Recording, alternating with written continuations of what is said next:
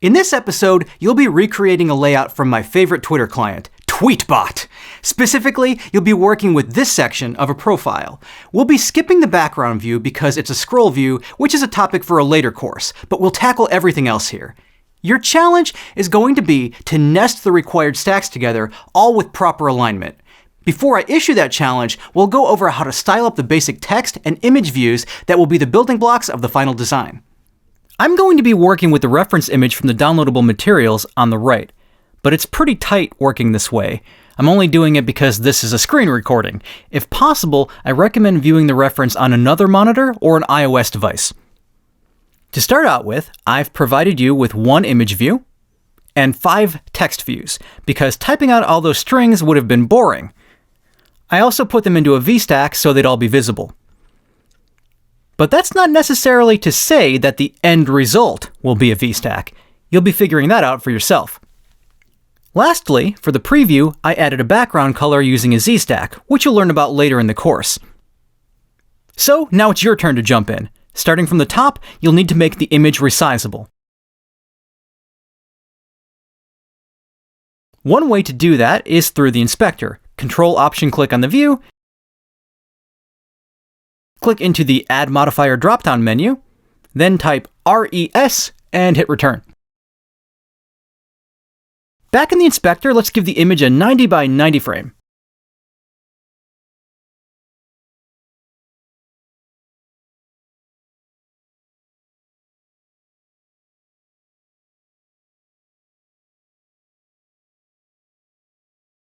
Personally, I find those extraneous dot zeros slightly distracting, so I'll use multiple cursors with Shift-Control-Click and delete all that.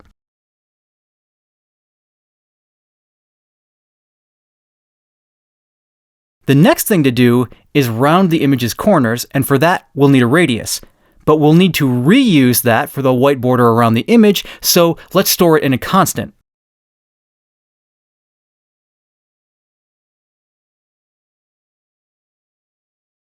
Its type needs to be CG float.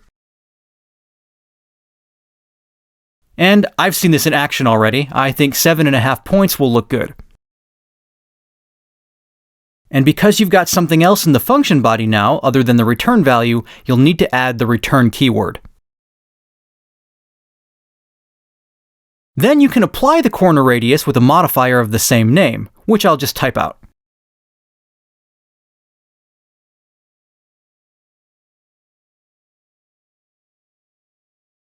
If you have a big enough screen to work with, you'll be able to see that better. Next, to add a white border, you'll start with the overlay modifier, which puts one view in front of another.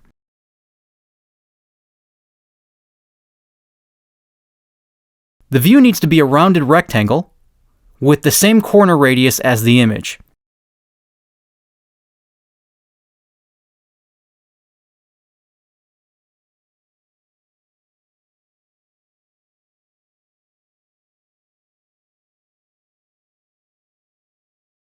But you don't need a solid rectangle, you need a rectangular stroke.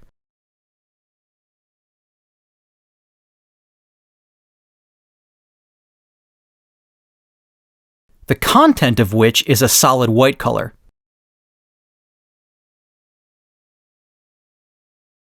The line width I went with is 2.5 points. That's all for the image. Now to the text. Control-Option-Click on Following, and let's use the body font style, bold weight, and white for color.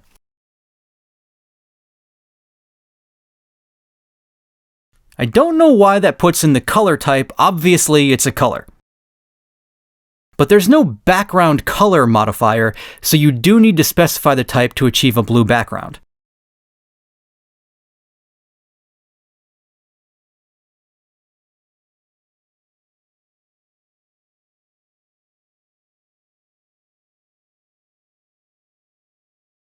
You'll need a little padding on the top and bottom.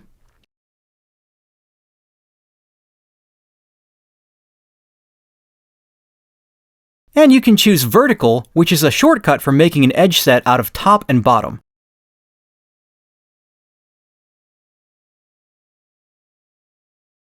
4 looks good to me. But you don't need padding around the blue background.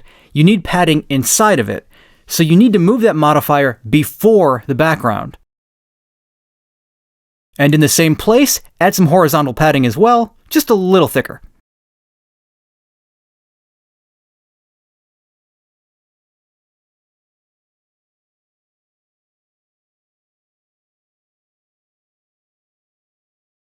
That's done except for being too blocky. To fix that, there's the clip shape modifier.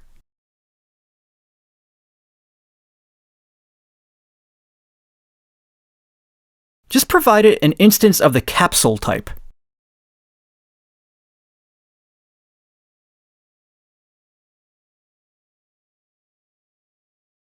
The next text view down is a lot simpler. Just give it the headline font and make it white.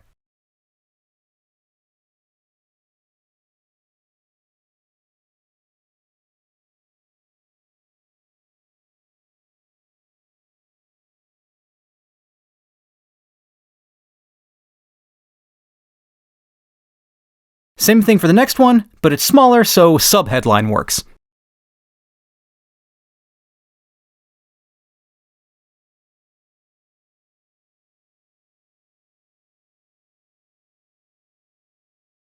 Then for follows you, try the caption font.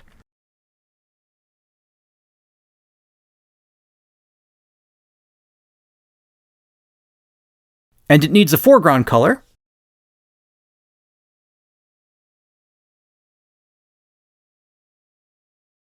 But that color is about 40% gray, which isn't a built-in color property. Instead, you can either type color or .init to make a color with a white value ranging from 0 to 1.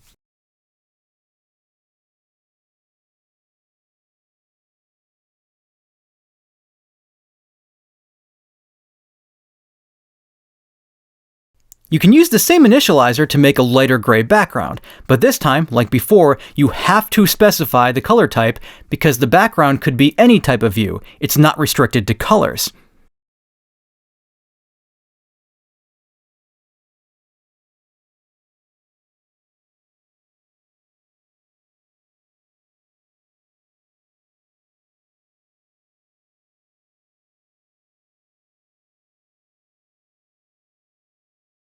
Clip that to be a capsule as well.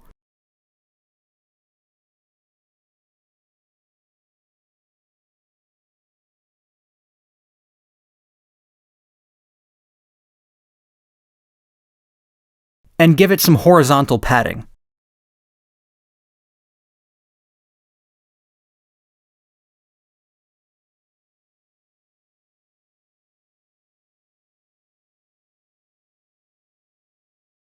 The last text view is also going to need some padding, but only on the top to separate it from that capsule.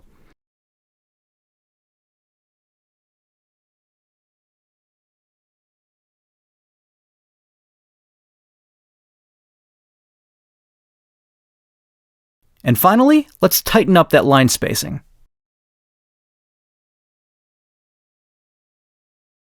You need some kind of negative value for that. Might as well go for the most extreme one.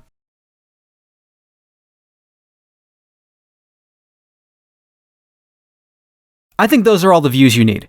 They're not an exact match to the reference, but they're pretty close. Feel free to get them even closer if you want to whittle away, and let us know what you come up with in the comments if you like your results. But your challenge is to get these views in the right place, using nested stacks and alignment. Pause the video, put that layout together, and then join me after the break to see if we did it the same way.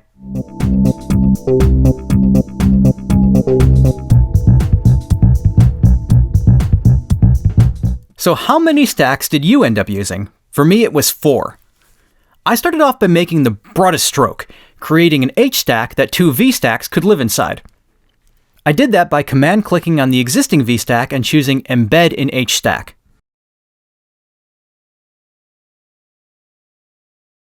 Then I capped off that V stack with a curly brace right after the following text.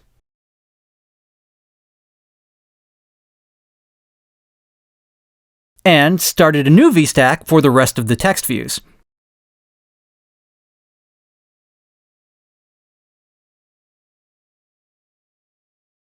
And while the first VStack didn't need manual alignment because the default center is what I wanted, this new one needed deleting.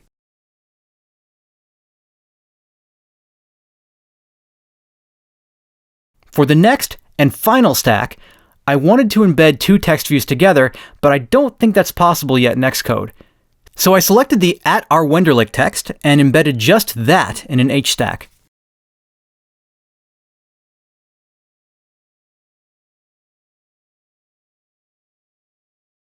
Then I selected all the lines for the follows you view and hit Option-Command left bracket to move them up into the H stack.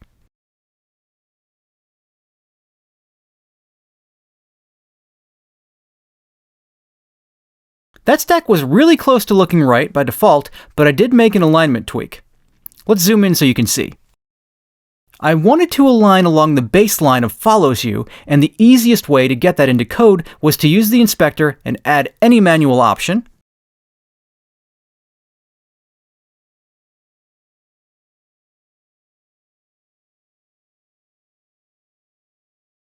And then use autocomplete to change it to the last text baseline that I actually wanted.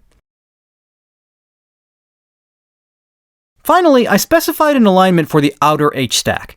With the profile description being this exact length, it's not important, but what if it were shorter?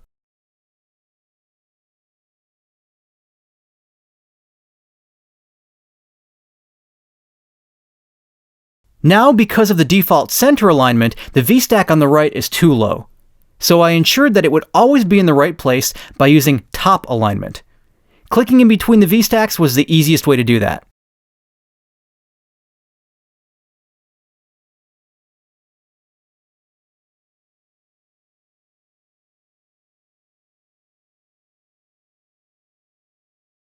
Four stacks, 3 manual alignment adjustments, usable Twitter profile layout. The main missing thing is the raywenderlich.com not being a link, but unfortunately that's not easy to do in SwiftUI, so we'll leave it for now and dive deeper into alignment.